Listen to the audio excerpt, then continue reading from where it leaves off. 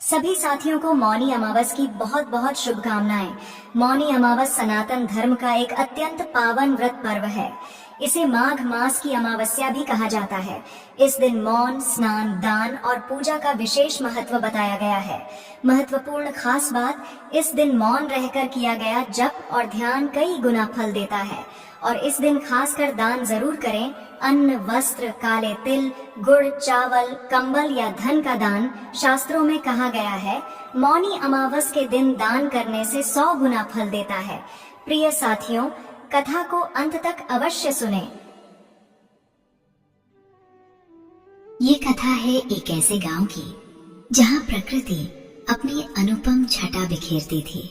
कलकल करती नदियां, हरे भरे खेत और सांझ ढलते ही मंद पवन में बहती मधुर लोक गीतों की धुन। किंतु इस रमणीयता के बीच एक भीषण अंधकार भी पनप रहा था। एक ऐसा अंधकार जिसने पूरे गांव के जीवन को निगल लिया था। नियति ने ऐसा खेल खेला था। नियति की विधि से बचाना किसी मनुष्य के लिए असंभव था। उस गांव में एक व्यक्ति रहता था जिसका नाम था भैरव। नाम के अनुरूप ही उसका व्यक्तित्व था, भय और रौद्र। भैरव की क्रूरता की कहानियां दूर दूर तक फैली हुई थी।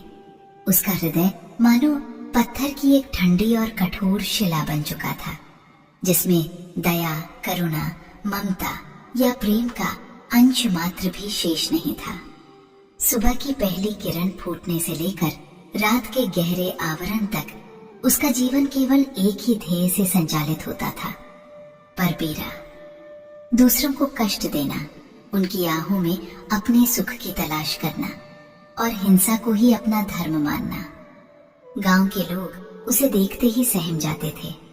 छोटे बच्चे उसकी छाया से भी दूर भागते, महिलाएं घरों के भीतर दुबक जाती और पुरुष भी उससे आंखें मिलाने से कतराते।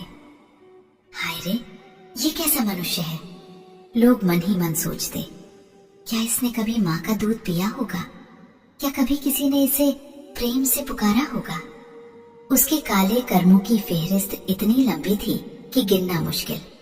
चोरी तो उसके लिए हर रोज का नियम बन चुका था, मानो सांस लेने जितना स्वाभाविक।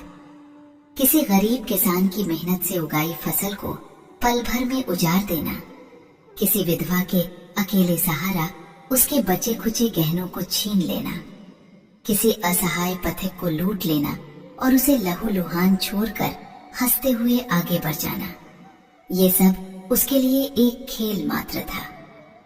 भैरव, अरे ओ भैरव!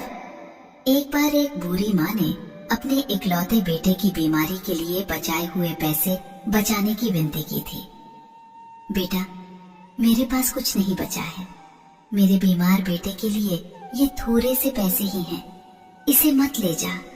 उसकी आंखों में आंसू थे, होंठ कांप रहे थे। पर भैरव ने उस बूढ़ी माँ की ओर ऐसे देखा था जैसे वह कोई चींटी हो। एक क्रूर मुस्कान उसके चेहरे पर फैल गई थी। बीमार बेटा, तो क्या मैं उसकी दवाई खरीदने आऊंगा? दे जो कुछ भी है। और एक शब्द भी नहीं कहकर उसने झटके से उसके हाथ से वो पोटली छीन ली थी और एक जोरदार धक्का देकर उसे जमीन पर गिरा दिया था। उस बूढ़ी माँ की चीख सुनकर भी उसका हृदय तनिक भी द्रवित नहीं हुआ। उसे उस माँ की आंखों में मौत का साया नहीं, बल्कि केवल अपनी विजय दिख रही थी। एक और घटना। गांव में एक छोटा सा परिवार था, पति, पत्नी और एक मासूम बच्ची। पति शहर से लौट रहा था, कुछ सामान और बेटी के लिए एक छोटी सी गुड़िया लेकर। रास्ते में भैरव ने उसे रोका। जो कुछ है निकाल दे। उसकी आवाज में क्रूरता का विष था। उस आदमी ने गिड़गिड़ाते हुए कहा, भाई, ये मेरी बच्ची के लिए है। मैं दिन भर मजदूरी करके लाया हूँ, मुझे जाने दो। भैरव ने एक पल भी नहीं सोचा। उसने उस आदमी पर तलवार से वार कर दिया, उसे घायल करके उसके सारे पैसे और यहाँ तक कि वो नन्ही सी गुड़िया भी छीन ली। वो घायल आदमी जमीन पर पड़ा छटपटाता रहा, पर भैरव ने पीछे मुड़कर भी नहीं देखा। उस रात उस परिवार ने जो